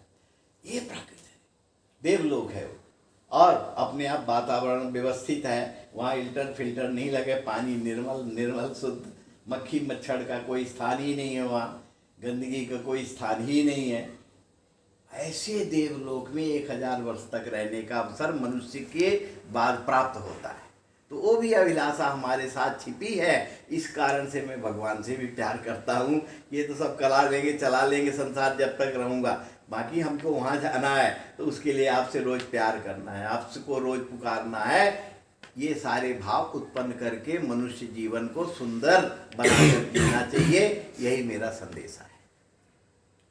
इसी में ज्ञान है, इसीलिए भगवान को मानते जानते पहचानते हैं। गोपियों को उठा लो, ये गोपियाँ कौन थी? जब रामावतार में प्रभु जा रहे थे तो सब अपना अपना टटोलती थी, मेरा भाग्य होगा कि मैं भी भगवान को टच करूँगा, भगवान को छूऊंगा। तो कहा ये मर्यादा पुरुषोत्तम राम है, अभी संभव नहीं है, जाओ द्वापर काल में मैं अवतरित होऊंगा, साहब की मंडली में मैं बैठ जाऊंगा, खूब देख लेना मुझे, खूब बातें कर लेना। ये भगवान की कृपा हुई उन पर, और भगवान को सब मिले, और भगवान ने फिर लोभ भी दिया कि चाहिए तो मांग लो। तो लौकिक जगत की होती ना तो कहती महाराज एक बढ़िया सुंदर दिव्य भवन बना दो, बढ़िया सुंदर मखमल बिछा दो, बढ़िया डिजाइन बना दो, बढ़िया लोन पार्क से आच्छादित कर दो, नौकर चाकर खड़ा कर दो, हाजी करने वाले अंदर भीतर सब भर दो, नाना प्रकार के व्यंजनों का भंडार भर दो, और उसके अंदर मुझे रख दो, उसका आनंद ले लूँ। हर तेरी के तो गोपियों को 1 सेकंड भी नहीं लगता। लव निवेश भुवन निकाया जासु अनुशासित माया। परमात्मा की मायाएं एक इशारा में सब कुछ कर देती हैं। वो परमात्मा उन जीवों से कहता क्या चाहिए तुम्हें? तो कहा प्रभु हमको जो चाहिए था वो मुझे मिल गया। अब आपके पास क्या चीज़ है जो हमको दोगे? जो हमको चाहिए था वो मिल गया। आपने हमें छोटा बच्चा, अबोध बच्चा समझ लिया है कि बच्चा जब रुदन करता है तो उसकी माँ गुनगुना बजाती है, अब बजाते बजाते तो उसका ध्यान बांटती है और उसको गुनगुना पकड़ा देती, ले बजा, और चली जाती है छोड़कर। तो हमको आपने संसार रूपी गुनगुना खूब दिया, बंगलों में का भी स्वाद लिया, किलों का भी स्वाद लिया, तमाम स्वाद लेके गुनगुना बजाते रहे, लेकिन कहीं आनंद नहीं आया। जो आज साक्षात परम ब्रह्म हमारे साथ बैठे हो और जो आनंद मिल रहा है मुझे, वो आनंद उस गुनगुना में, उस जगत में मिलेगा ही नहीं। इसलिए हे प्रभु, आप मुझे भी भगाना चाहते हो देकर कि हम कुछ मांगूं, आप दे देने वाले हो, और देते कहोगे अब खसको यहाँ से, क्या काम है अभी यहाँ? तो ऐसा उपाय ही न करो। वो गोपिकाओं का दृश्य देखो, वो कोई साधारण गोपिकाएं थी जो कृष्ण के निकट थी। और माखन चोरी का यही दृश्य है कि कोई भगवान माखन के भूखे थे। उनकी जसोदा मैया रोज सुरभि गाय का दिव्य मक्खन बनाती थी और अपनी गोद में अपने लाला को ऐसे चिपका के रखती थी और कहती, लाला ले एक चम्मच तो खा ले, लाला एक चम्मच तो खा ले। ना मैया मैं नहीं खाऊं, मैं नहीं खाऊं, मैं नहीं खाऊं, खूब नाटक दिखाता है। सुरभि गाय और सोने के कटोरा में, सोने के चम्मच में, एक चम्मच खा ले ला। ना ना मैया मैं नहीं खाऊंगा। डरवाती, अरे नहीं खाएगा तेरी चोटियां नहीं बढ़ेगी, बढ़ेगी नहीं, तू ऐसे रहेगा, खा ले खा ले। और समस्त जीव रूपी गोपिकाएं चारों तरफ से खिड़कियां बनवा रखा था जसोदा के आंगन की तरफ, तो सारी दृष्टि डाले रहती थी सुबह शाम, और कोई काम ही नहीं था उनका, बस खिड़की से झांक रही है और कोस रही हैं, जसोदा तेरा कितना ऊंचा क्लास का भाग्य है कि जगत नियंता परमात्मा सुप्रीम कोर्ट गोद में बैठाया है, चिपका के रखी है और बड़ा खुशामद करके मक्खन खिला रही है। अब मैं, हम सब अभागिनी रोज आंख फाड़ फाड़ करके देख रही हैं, और ये हमारी तरफ ऐसे भी नहीं उठ के देखता है, और तेरे पास ऐसा रचा पचा लिया है तूने, तू बड़ी कठोर है मैया। तू लाला को कभी थोड़ा भी नहीं छोड़ता घूमने के लिए कि घूमने चला जाए, बाहर निकले तो हम लोग भी लिपट ले, पकड़ ले उसको। ऐसी भावना जब उन्होंने व्यक्त किया सारी जीव गोपिकाएं, और भगवान के को देखने में उनका सुबह शाम निकल जाता था, दर्शन करती रहती थी सब दिन। जब ऐसा हुआ, भगवान तो दयालु हैं, कृपालु हैं, उन्होंने कह दिया मैया आज तो मुझे मौका दे दे थोड़ा घूमने के लिए। कहा कहाँ जाएगा घूमने? का ऐसे घूम के आता है। तो सारी गोपिकाएं बोली आज तो मैया की गोद से हट गया है और आएगा, हमारी गलियों से निकलेगा। अरे चलो री सखियो, तुम सारी की सारी संगठित हो जाओ और मक्खन का मटका एक रख दो अपने आंगन में, एक चौकी रख दो पास में, और सारा दरवाजे खोल दो और एक पर्दा लगा ले, सारी हम एक जाई छिप जाए और छिप के अपनी आंखों को तृप्त करें कि वो परमात्मा कन्हैया आए कि मेरे चौकी में बैठ के अपने अधरों में कैसे मक्खन खाएगा। तो उसके अधर का दर्शन होगा, उसके दांतों का दर्शन होगा, उसके जीभ का दर्शन होगा, उसके मुखारबिंद का दर्शन होगा, और उसके मधुर मधुर दिव्य कोमल हाथ का दर्शन होगा, और उसको हम देखूंगी, बड़े नजदीक से देखूंगी। जसोदा तो अपने गोद से ही नहीं हटाती थी, आज हमको मौका मिला है, अगर हम सब सामने पड़ जाऊंगी तो घुसेगा ही नहीं, मक्खन हमारा टच ही नहीं करेगा। तो चलो कितना प्लान बनाती है परमात्मा से मिलने के लिए हैं, और सब छिप जाती हैं पर्दा लगाकर, और झरीदार पर्दा लगाती हैं ताकि दिखाई भी पड़े हो, और वो भगवान भी पधारता है उनके प्रभाव में प्रभावित होकर, द्रवीभूत होकर, और देखता है तो कहता वातावरण तो बड़ा शांत है, कोई नहीं है, और मक्खन भी सामने मटका में है, और चौकी भी रखा है, तो लगता मेरे बैठने को रखा होगा। देखूं मैं इनकी गोपियों का मक्खन में स्वाद क्या है। मेरे को तो रोज मैया जो है कटोरा में धर के वो सुरभि गाय का मक्खन खिलाती है, शायद हो सकता है इससे भी ज्यादा स्वाद इसमें हो, थोड़ा चखता हूँ। ले ये आनंद विधाता ने दिया है पृथ्वी में मनुष्य को, गोपियों को, बड़े भाग्य हैं। तो वो बैठता है, अब बैठ के थोड़ा हाथ लगाता है, और हाथ लगा के जैसे अधरों में रखता है, सारी पागल हो जाती है जीवाएं। ओहो कितना आनंद आया, मेरे मटका को छू दिया, मेरे मटके से मक्खन निकाल लिया और अपने अधरों में रख लिया। और ये गोपिकाओं ऐसी स्थिति परिस्थिति में वो जो है होश बेहोश हो जाऊंगी हम सब, और इसी में वो निकल भी जाएगा। अच्छा मौका है इसके घेरने का। तुम सब इकट्ठा हाथ एक दूसरे के पकड़ो और पकड़ के गोला बना लो और बना के जहां बैठा वहीं घेर डालो इसको। आज ही तो मौका मिला, किसका आ रहा बार बार? कह दो सत्संग में बैठे महाराज जी, बात नहीं करेंगे। अच्छा, घेरा बना लो। घेरा बना लेती हैं तो भगवान आश्चर्यचकित तो ये कहाँ से आ गई देविया, घेरा बना ली मेरा। तो भगवान के हाथों का मक्खन हाथ में, अधर में जो लगा था अधर में, और आश्चर्य। गोपियां भी देख के आनंद हो रही हैं। फिर बोल तो एक दूसरे को खोती, तू बोलना, तू बोल, बोलवा, इसकी आवाज भी सुनना चाहती, कैसा बोलेगा, इसका स्वर कैसा है। ऐसा मौका विधाता बड़े बड़े योगी जतियों को नहीं मिलता है। बोल, बुलवा तो कहा कैसे बुलवाऊं, क्या कहूं? तो कहे कोई बात इसको लगा, दोष लगा। और फिर ऐसा कहे कि मेरे दरवाजे खुले थे तो आप क्यों ऐसे बिना पूछे घर में आ गए और आकर के चौकी में बैठ गए और बैठ करके मेरे मक्खन को जूठा कर दिया। ये कहे तो बोलेगा फिर इसी बहाने हो। तो ये बहाना बनाई और कहा, हे श्याम सुंदर, आप हमारे घर आए, भले आए, कोई बात नहीं है, लेकिन आपको तो हमारे लोगों को पूछना चाहिए कि गोपियों तुम्हारा मक्खन मैं चखूं कि ना चखूं। ये रहस्य जो है रसिकों के लिए है। लौकिक जगत जानता ही नहीं इस आनंद को है। रसिक आनंद भजावत गावत, इस आनंद को, ब्रह्म के आनंद को तो रसिक लोग गाते हैं। लोकल आदमी क्या जाने इसको, क्या जाने स्वाद बंदर अदरक का क्या होता है। तो वो जो है आनंद लेने के लिए गोपिका जब बोलती हैं तो भगवान का स्वर निकलता है। अच्छा गोपिकाओ, ये तुम्हारा घर है, मुझे पता नहीं था। इतना स्वर मिल गया भगवान का सुनने को। अच्छे गोपिकाओ, एक बात बताओ, मेरी मैया के 4 दरवाजे हैं, तो मैंने सोचा दक्षिण दरवाजा खुला हुआ है मेरी माँ का। अब मेरी मैया बड़ी बूढ़ी हो गई है और मटका दिखा मेरे को, तो मैं मटका देखा तो उसमें चींटियां बढ़ गई थी। तो मेरी मैया बड़ी बूढ़ी है, तकलीफ होता, तो मैं हाथ से अपनी चींटियां निकालने लगा मक्खन का। कैसा बनाता है परमात्मा आनंद देने को, चींटियां निकाल रहा हूं। गोपियों ने कहा, चींटियां आपने निकालने लगे, ठीक है निकाले, लेकिन आपके अधरों में जो मक्खन लगा हुआ है वो क्या किए आपने, चेटा निकाले, यहाँ कैसे लगा है?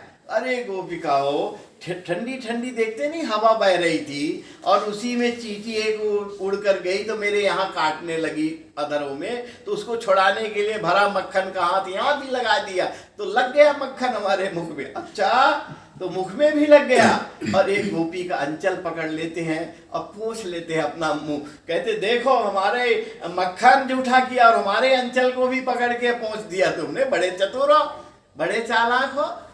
अंचल से उसका भाग्य कितना बड़ा होगा जो उसके अंचल से भगवान ने मुख पहुंच दिया। और उसके बाद फिर भी नहीं छोड़ना चाहती हैं, कहती है इसको छोड़ोगे तो बड़ा गजब, बड़े मुश्किल से आया है, इसको और बाना पहनाओ, कोई बात में लगाओ इसको। तो कहा देखो तुम हमारे घर आए, मक्खन खाए, बिना पूछे खाए, जूठा कर दिए, मैं तुमको पकड़ के मैया के तक उपस्थित करूंगी, ले जाऊंगी। तो बोलती है कि इतने घंटे तो हमको पकड़ने को तो मिलेगा, उसके साथ तो मिलेगा। तो कहते गोपिका ये क्यों अन्याय कर रही हो, माँ के पास क्यों ले जाओगी मुझे, क्या लेना देना? तो अच्छा माँ के पास नहीं जाना चाहते हो तो ठुमुक ठुमुक के मेरे अग्नि में थोड़ा नृत्य कर दो, नाच दो, घूंगर बह करधनी पहने हो, नाच दो। तो भगवान कहते नाचूं और तुमको पसंद नहीं आया तो तुम छोड़ दोगी? कहाँ छोड़ दूंगा। तो भगवान को छछिया भर छाछ पे नाच नचा मैं, वो छछिया भर छाछ में नृत्य कर रहा है भगवान, जो विश्व ब्रह्मांड नायक है, परमात्मा है। वो मनुष्य को आनंद देने को, जीव को आनंद देने के लिए यहाँ उपस्थित हुआ है। बस मैं अब समाप्त करने वाला हूँ, थोड़ा प्रेम रस में चले गए हैं। ये प्रेम रस मदिरा है। एक मदिरा संसार के लोग पीते हैं, 4 घंटे 5 घंटे पागल हो जाते हैं, आय व्यय करते हैं, राजा धीराज बन जाते हैं। और ये नारायण की मदिरा जब पान कर लोगे, प्रेम रस मदिरा, तो इसमें 24 घंटा आनंद बरसेगा। तो वो मदिरा अलग चीज है, प्रेम रस मदिरा है, ये भी मदिरा है। और वो भी जगत की मदिरा है जो कुछ समय के लिए तुम्हें पागल बना देगी, राजा धीराज बना देगी, या फिर उतरा तो तुम मूर्ख बन गए, नीचे पड़े रहो, फिर कहोगे अब नहीं आगे नहीं करेंगे। और वहाँ का रस अलग है, प्रेम रस मदिरा है। है। तो झीनी झीनी प्रेम की डोरी, मोसो थोड़ी न छोड़ी जाए। खम्भ होए तो फाड़ दिखाऊं, अग्नि हो तो मैं पी जाऊं। सृष्टि होए तो पलटू छिन में, प्रेम न पलटा जाए। वो प्रभु का बात। घेर लिया, नचा लिया, नाचने के बाद भी वो तृप्त नहीं हुई। कहा ब्रह्म जाएगा, चला जाएगा। नहीं, मैं तो पकड़ूंगी और मैया तक ले जाऊंगी। तो कहा इतनी दूर तक जाऊंगी तो इतने संग तो मिलेगा ब्रह्म का जाने का। तो कहा नहीं मानती हो तो पकड़ो, मेरा हाथ ले चलो मैया के पास। तो पकड़ लेती है सारी गोपिका उनके बाहू को। अब बाहू को पकड़ के कहती देखना नहीं पीछे लौट के मेरे, आगे आगे तुम चलो, हाथ पकड़ ही रहो मेरा। और पकड़ के ले जाती हैं कि जय मैया से थोड़ा डटवा दूंगी, भगवा दूंगी, ताकि इसको फिर हम लोगों का भी प्रेम बढ़ जाए। नहीं, माँ चिपकाए रहती है, छोड़ती नहीं है एक सेकंड भी। तो ले जाती हैं। भगवान ने कहा पहली हमारी ब्रज की मधुर लीला है, मक्खन चोरी का इंजाम लगा। और मक्खन के तो माँ तो हमको डांट डांट के खिलाती है, हम नहीं खाते हैं। और ये लोगों का ऐसा लगेगा तो माँ कितना डांटेगी मुझे कि तेरे को मैं खुशामद करता हूँ, एक चम्मच खा ले, एक चम्मच खा ले, नहीं खाता है। और वहाँ जाएगी उसके मटके को जूठा कर दिया, डांटेगी है। तो चलो डांट पड़वा देते, कैसी जसोदा डांटेगी और कैसा ये बोलेगा, ये भी सुख मिल जाएगा मुझे है। सारे सुखे लूट रही है वो सारी जीवात्मा। और पकड़े पकड़े लाई, और जैसे रास्ते में आई तो भगवान ने कहा इसका पहला रामायण है मेरी। तो रामायण पहली जो आई है, हमारे भी नेत्रों से उसी प्यार में आंसू निकलते हैं, कोई बात नहीं। तो आज पहले मौका है, आज हम इस मौके में इनको जो है कैसे प्रकट हो जाऊं। तो हे योग माए, आओ आज प्रथम माखन चोरी लीला मैंने किया, अब इसमें सहायक बनो और तुम बन जाओ मेरी जगह, गोपी बन जाओ आके। तो ये योग माया आई, ये गोपी का प्रकट हो गई। और वो प्रकट हो करके और वहीं आगे कंडा थाप रही थी गोबर ऐसा, तो पूरा गोबर लपेटे थी हाथ में पूरे में। और भगवान ने कहा तुम बड़ी कठोर हो, तुमको दया नहीं आती है, एक ही हाथ पकड़े हो मेरा और कहाँ तक खींचोगी, अब दूसरा हाथ मेरा पकड़ लो है। तो योग माया की जो गोपिका भगवान ने बना दिया और उसका हाथ पकड़ा दिया और अपने अंतर ध्यान और पकड़ के और जाके जसोदा को भी नहीं बताया। और महल के अंदर जाके पलंग में जाके ऐसे सोए जो गहरी नींद में है, सो गए जाके। और ये भगी चली आ रही गरिमा लिए, मैं पकड़ के लाई हूँ, पकड़े लिए जा रही। और वहाँ तो पकड़ लिया। जब वहाँ पहुँचे रही मैया जसोदा, जल्दी निकल के आ, तेरे लाला को पकड़ के लाई हूँ, ये मेरे गलियों में जाता है तो मटका फोड़ देता है और मेरा ये कर दे, दुनिया भर का बड़बड़ा रही, ये कर देता है, वो कर देता है, और मेरा मक्खन भी झूठा कर दिया है। और ये जो है इस प्रकार से हमारे गोपियों को सबको नुकसान करता है, मेरा मक्खन का मटका भी फोड़ दे, ना भी करना, सारी बातें पेश करना है उनको माँ के पास। जसोदा निकलती है दौड़ी दौड़ी, मेरे लाला को पकड़ लाई। हाँ हाँ मैया, कहा हम भी 2 घंटे से देख रही हूँ, लाला आए ही नहीं लौट के घूम के। और लाला तो अंदर सो रहा महलों में। आनंद, ये परमात्मा आनंद देने को ब्रज में द्वापर काल में आया प्रभु ने। इतनी निकटता आ जाए, इतनी निर्भीकता निडरता आ जाए, ताकि ब्रह्म से डर खत्म हो जाए और हम ब्रह्म से स्वाभाविक जैसे हम लोग मिलते हैं आपस में, ऐसा मिलने लगे। ये सौभाग्य था उनका। और सो रहा है इधर, कहीं लाओ लाओ लाओ मेरे लाला को, तो पकड़ा दिया हाथ। लाल पकड़ते कहा मेरे लाला के कड़े जो पड़े पहने, कहाँ तुमने निकाल लिया क्या? कह रहे मैया उल्टी चोरी लगाएगी मेरे को, हमने तो कुछ नहीं निकाला है, मैं तो हाथे पकड़ के लाई हूँ। अच्छा लाओ पकड़ाओ हाथ। पकड़ा जसोदा ने हाथ, तो देखा ये तो लाला का हाथ नहीं है मेरे। फिर कहा घूंघट उठाओ, इसका कौन है, लाला कैसा मैं देखूं। तो खोला तो वहाँ एक छोरी निकली आई है, लाला का तो वहाँ कोई रता पता नहीं। गोपियाँ भी आश्चर्य में हो गई। मैं हे मैया तेरी सौगंध खा रहा हूँ, मैं तेरे लालाई को पकड़ के लाई थी, लेकिन ये रास्ते में लाली कैसे हो गया, मेरे भी समझ में नहीं आ रहा है। कहा अरे मैया ये तेरा लाला तो बड़ा छदमधारी है, हम तो पकड़ के लाई हूँ और यहाँ आकर के लाली हो गया। वो जैसे किसी माँ का झूठा कोई शिकायत करके जाए तो तमा जाएगी कि मेरे बेटा की झूठी शिकायत लाए हो। सच्चाई नहीं है, थोड़ा तम आ जाएगी। जसोदा तम आ गई और गालियाँ सुनाने लगी सबको, तुम चली जाओ, तुम बहुत निर्दय हो, मेरे लाला से द्रोह करती हो, मेरा लाला को तुमने पकड़ रखा, झूठा कलंक लगाती हो, भाग जाओ, अब मेरे गली में आओगी मैं 100 गाली सुनाऊंगी, अब आने ही नहीं कभी सी गली में। और भगवान मस्ती ले रहे हैं महल के अंदर हैं, भड़ भड़ भड़ चालू। फिर उससे पूछती तू कहाँ से आई? अरे मैया मैं तो गोबर थाप रही थी, कंडा गाय का, तो ये झुंड का झुंड आई या मुझे पकड़ ली हाथ। तो हमने कहा क्यों पकड़ रही हैं, कहाँ ले जा रही? तो मैं इनके साथ चली आई हूँ। और क्रोध आ गया जसोदा को कि अरे देख इसके गोबर छना हुआ है हाथ में और ये आ गई है अंदर, और तुम इसको पकड़ के झूठा दोष लाला के मेरे लगा रही हो, हैं मेरा लाला ऐसा है वैसा है। इतने में भगवान जमुआई अकड़ाई लेते अंदर से हल्ला किया, अरे मैया काहे की भीड़ भाड़ है, काहे की भीड़ भाड़ है, कारे गोपिकाएं, अरे ये तो बड़ी दुष्ट गोपिकाएं हैं, ये झूठा आप रोक लगाती रहती है, मैं तो बड़ा 2 घंटे से आराम कर रहा हूँ महल के अंदर। अरे लाला तू अंदर है? हाँ हाँ। तो अंदर से नटखट आया दौड़ता हुआ, अम्मा को चिपट गया, अम्मा ने गोद में धारण कर लिया उसे, अब पुचकारने लगी।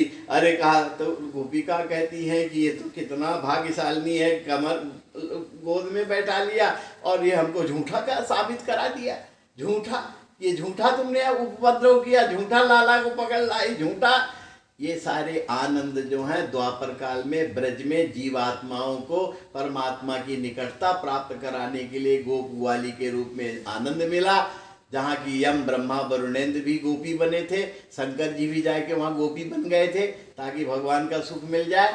तो बड़े बड़े दिव्य, ऐसे दिव्य भूमि में भगवान का प्यार ग्रंथों के माध्यम से अभ्यास करना चाहिए, याद करना चाहिए, ताकि परमात्मा में प्रीति उत्पन्न हो जाए, परमात्मा से प्यार बढ़ जाए। इन्हीं शब्दों के साथ मैं आप सभी लोगों को आशीर्वाद देते हुए मंगलानुशासन करते हैं। जय श्रीमन नारायण, जय श्रीमन नारायण। तुम भगवान की जय कराओ, जय श्रीमन नारायण, जय श्रीमन। लाओ प्रसाद दे देता हूँ। एक मिनट, खाली हम लोग है कैलाश जी के माध्यम से हमको सत्संग मिला। इस मनुष्य तन का एकमात्र उद्देश्य है किसी प्रकार से हमें धर्म अर्थ काम मोक्ष की प्राप्ति हो जावे। उसके ऊपर में बहुत सुंदर बात बताई और बहुत सरलता से बताई है। हमें कोई जब तब कहीं जाने आने की जरूरत नहीं है। इस संसार में बैठते हुए पूज्य माँ बाप की सेवा करते हुए चारों धर्म हमें किस प्रकार से प्राप्त हो, यह सुंदर मार्ग बताया। उसी प्रकार से भगवान से प्रेम कैसे हो सके। वृंदावन हम लोग सुने हैं, बहुत सुंदर प्रेम भूमि। ये तो आज महाराज जी के मुखारबिंद से हमने सुना है कि वृंदावन जाने के बाद किस प्रकार से प्रेम करे, उस प्रेम की मूर्ति यहाँ पर आई है। 2 मिनट महाराज जी का परिचय बताता हूँ। महाराज जी वृंदावन से पधारे भी हैं। आपने 1971 में 21 साल की उम्र में एक संकल्प लिया था। पॉम्पलेट लेंगे तुझे। महाराज जी ने 21 साल की उम्र में वहाँ पे संकल्प लिया था कि मैं जगह जगह पधार कर जगह जगह गांव में जाके सनातन धर्म का प्रचार प्रसार करूंगा। किस माध्यम से? यज्ञ के माध्यम से। और 108 यज्ञ का संकल्प 1971 में लिया था कि एक जगह जाके मैं सनातन धर्म का प्रचार प्रसार करूं। उस प्रकार से यज्ञ करूंगा जिस प्रकार से ऋषि लोग करते हैं। वह यज्ञ कुछ साल पहले, 2-3 साल पहले 107वां यज्ञ समाप्त हो गया। आगामी आने वाले साल में 108वां यज्ञ हमारा वृंदावन में 19 नवंबर से प्रारंभ होने जा रहा है। 19 नवंबर से 27 नवंबर। बहुत सुंदर व्यवस्था है वहाँ पर। 108 यज्ञ होंगे। 108 यज्ञ के से आहुति होगी। करीब करीब एक यज्ञ के अंदर में 1.25 कुंटल जो तिल जो सामान यज्ञ का लगता है शुद्ध घी के साथ में वहाँ पे व्यवस्था होगी। 2 साल से महाराज जी उस यज्ञ की तैयारी में लगे हुए हैं। इसीलिए इनका एक संकल्प और था कि मेरे 108वें यज्ञ के पहले जहाँ जहाँ मैंने यज्ञ किया है, जहाँ जहाँ धर्म प्रेमी है, जहाँ जहाँ सनातन धर्म की रक्षा होती है, उस जगह जगह पर जाके मैं उनको याद दिलाऊं, उनको निमंत्रण दे के आऊँ कि आप लोग यहाँ पर आइए। उसी प्रकार से जाते जाते बहुत सौभाग्यशाली हम सब की कैलाश जी के माध्यम से कैलाश जी के 2 समधी महाराज जी के शिष्य हैं।